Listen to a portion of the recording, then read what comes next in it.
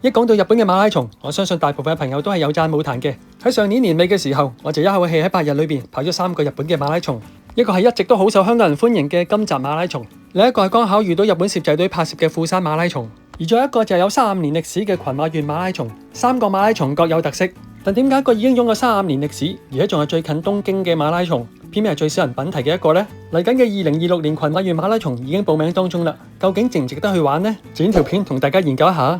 但係去片之前，記得俾個訂閱我，支持一下我哋嘅 channel。今次我哋嘅行程跑完金澤之後就落富山，跑完富山馬拉松之後咧就搭 JR 新幹線過群馬縣跑呢一個群馬馬拉松。由富山坐新幹線過群馬縣嘅高崎站都接近2個鐘頭嘅車程，車費都 over 6000 yen 嘅。如果大家係跑完富山馬拉松之後先至過群馬嘅話，呢個交通建議大家一去到富山嘅時間，先去 JR 車站買定車飛先，因為職員會幫到你手。網上購買定唔係唔得嘅，但好多 JR 嘅組合，其實我哋外來人係唔識嘅。現場有職員幫你搞，就避免買貴飛嘅情況出現。由於群馬馬拉松係固定咗喺每年嘅11月3日喺日本嘅文化日假期舉行，所以酒店房就相對嚟計比較難 book 一啲㗎啦。所以我哋一班朋友就選擇咗住遠些少，寧願租車出入。雖然我哋係租咗車，但去起點嘅位置都要乘坐大會嘅接駁車嘅。揾好位泊低架車之後，我哋就轉乘接駁車去大會嘅起點正田醬油群馬體育館。起點同終點都係同一個位置嘅，睇翻資料啦，10幾20年冇改過㗎啦。我個人嘅感覺就好中意啲起點同終點都喺體育館裏邊嘅，感覺上安排會好啲，氣氛亦都好啲。由於係一個本土細型嘅馬拉松，全馬參加人數只不過係5000人到，就算計埋10K 同埋分溫，都只不過係17000人到嘅人數。所以佢哋嘅選手包派發安排，全部都係郵寄日本嘅本土地址。外國人要參加相對嚟計就比較麻煩一啲嘅啦，但我哋都安排咗郵寄嘅服務嘅，但係最終都係出現咗問題，我哋一直都收唔到我哋嘅選手包，直至去到比賽前嘅1-2日，我哋先至確定我哋選手包係放咗喺起步點嘅位置。算係有驚無險嘅情況之下，有得玩啦。8點半去到拎選手包，匆匆忙忙情況之下，9點鐘就要起步。雖然全馬嘅參加者只有5000人，但係起步嘅氣氛一啲都唔弱。鳴槍一響起步之後，兩邊已經見到市民夾道歡呼㗎啦。起咗步之後，不如簡單講條路線啦。簡單嚟講，兜3個圈。前10公里大概1個圈到啦，由體育館出發去呢個奧島公園，之後經過呢個前橋市中心，之後沿住呢個利根村嘅支流向南跑。路況都算係平坦嘅，呢段算係多人打氣嘅一段路嚟㗎啦。第2段大概係去到半馬島嘅距離，同樣都係10K 鬆少少啦。由呢個角度往呢個高崎方向走，途中會經過高崎嘅 Eon Mall，跟住就會折返去翻到 JR 上越線附近嘅位置，嗰度大概係半程島嘅距離啦。大概完成咗半馬路程之後，進入第3個圈嘅路段，呢一個圈大概係15公里到啦，一直沿住高崎市嘅方向走，大概走到一個叫做高崎問屋町嘅 JR 站附近啦。嗰度大概30公里鬆啲嘅路段啦，之後就折返去翻呢一個嘅前橋市。臨翻終點之前，仲有啲河旁小路，呢啲喺啲大型嘅日本馬拉松裏邊係見唔到嘅。睇完個 3D 路線圖之後，我哋就感受下沿途嘅氣氛，同埋睇下路途嘅景色啦。雖然係一個細型嘅馬拉松啫，但係沿途都好多嘅應援打氣隊喺度。氣氛當然唔可以同大型嘅馬拉松比較啦，但係一啲都唔可以用冷清嚟形容。跑到嚟接近4K 島嘅位置啦，出現第一個嘅水站啦。正如頭先所講啦，頭10K係相對熱鬧嘅路段嚟嘅，你見到啲小朋友悉心打扮同我哋打氣嘅。keep 住大概6分鐘鬆啲嘅 pacing啦，跑咗37分鐘到啦，嚟到呢個6公里島嘅位置。呢場群馬馬拉松係喺星期一進行嘅，而早24小時之前啱啱就跑完個富山馬拉松。喺8日裏邊要完成3日馬拉松，對我嚟講係第一次。而對上一次連續2日跑馬拉松都要數翻去2018年啦，當時係先跑深圳嘅寶安，然後再跑廣東省嘅河源。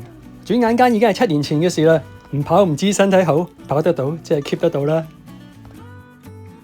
嚟到呢個位置，大概跑咗9公里鬆少少啦，用咗55分鐘鬆啲。呢次3場馬拉松之旅，3場馬拉松嘅天氣都比預期之中熱。事後睇翻記錄，話當時嘅天氣有12度，但係你睇見畫面前面呢個藍天白雲嘅景色，你都知道體感嘅溫度一定唔止呢個數。當時呢刻嘅感覺，我係覺得非常之曬嘅。對要做成績嘅跑友嚟講，呢個天氣唔係一個好發揮嘅天氣，但係對於我輕鬆冇諗住純粹嚟坐下馬拉松嘅人嚟講，就相當之唔錯啦。藍天白雲之下，影出嚟嘅畫面都靚些少啦。而嚟到呢個位置，4個半鐘頭嘅 pacer 已經跟我擦身而過啦。俾佢擦身而過，對我嚟講有咩象徵意義呢？原因好簡單，因為3場嘅馬拉松嚟講，我定咗個目標，希望喺4個半鐘頭都完成啦。畢竟喺8日裏邊要跑3隻馬拉松，加上冇乜完整嘅操練，4個半鐘頭嘅預算算係好合理啊。跑1個鐘頭25分到啦，大概完成咗13.5公里，嚟到呢一個嘅位置，準備折返翻出去前橋市嘅方向噶啦。望翻過對面馬路啊，你會見到啲70、80歲嘅公公婆婆喺度坐喺度同你打氣。呢個畫面喺好多日本嘅馬拉松都會見到嘅，出嚟感受下熱鬧嘅氣氛，兼曬太陽，相當之唔錯啊！大概1個鐘頭38分，跑咗15公里到啦。嚟到呢個位置，大概1公里鬆啲嘅落斜路段啦，俾你可以盡情鬆鬆腳跑住去。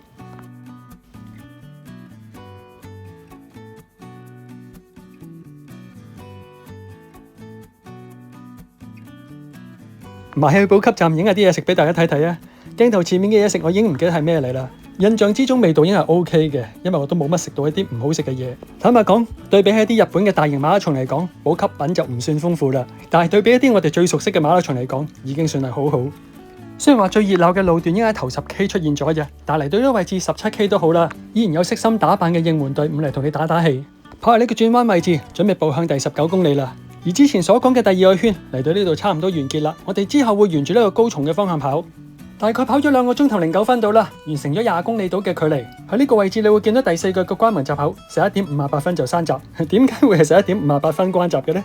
咁精準嘅計算。好啦，既然講開關閘嘅時間，不如講下呢個比賽嘅限時啊。一般日本嘅馬拉松大部分都係6個鐘至7個鐘度啦，6個鐘係主流嚟嘅，呢個係一個主流嘅限時。6個鐘頭之內你要返到終點。日本人對數字呢方面係比較執着嘅，我哋喺日本好多嘅比賽都見到，無論係山賽啦或者路跑都好啦，一個限時，唔俾你過就唔俾你過，好狠心嘅。食完嘢冇耐之後就橫過21K，即係半程嘅踏板位置啦。嚟到呢個位置大概用咗2個鐘頭16分度啦，同預期差唔多啦。半程過後，熱鬧嘅氣氛開始作出變化啦，同樣天氣亦都開始變化，落雨啊！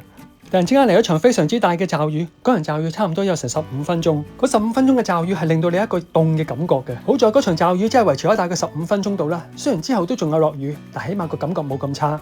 又埋補給站補給啦，呢個補給站非常之正，有 In Jelly。嚟到呢個位置已經跑20幾公里，2個幾鐘頭，唔知大家有冇留意到路況有咩特別嘅地方呢？大家唔知有冇留意咧？嚟到呢一段其實係冇封到路嘅，3線行車嘅路段只係封一條行車線俾你跑。曾經喺某啲 social media 睇見一啲朋友批評過啲馬拉松係冇封路，其實喺世界各地好多嘅比賽，無論係山賽又好啦，路跑又好啦，冇封路係好正常嘅。個重點係有幾多人參加比賽，安排幾多路段俾你跑啊嘛。你會見到嘅頭10零公里嘅路段都係俾2條行車線你跑，去到半程之後人差鬆咗咯，咪得返1條行車線咯。雖然係得1、2條嘅行車線，但我哋係跑得好舒服嘅，冇需要左閃右避。5000人又係跑2條行車線，1條行車線。有啲比賽4萬幾人都係跑2條行車線，1條行車線嘅啫。我成日有個講法係，有時比賽規模大，同我哋參加者嚟講都未必係件好事嚟嘅。玩得開唔開心，配套得好唔好，有時同大細規模係冇直接關係嘅。25、6公里過後，其實已經又見翻藍天白雲嘅景色㗎啦。過咗30公里嘅路牌，一路跑著，一路繼續講下條路況啦。雖然我話冇封路係一件好正常嘅事嚟啫，但係唔係代表一個好嘅安排。可以封路嘅話，對參加者嚟講，梗係封路會好些少啦。隔住個雪糕筒隔離有車經過，無論空氣又好啦，或者係呢一個安全都好啦，始終感覺上都係冇咁好嘅。而心水清嘅你都會發覺到，由20K 打後嚟到呢個位置，基本上沿途嘅打氣氛已經冇頭先咁好啦。的而且確呢段無論係路況又好，氣氛又好，都係削咗些少。但係唔緊要，跑前些少有一段好靚嘅紅葉路段，剛剛好跑喺呢個位置嘅時間冇雨啊，兼夾天色好靚。42公里嘅路段，我會覺得呢一段係最靚嘅。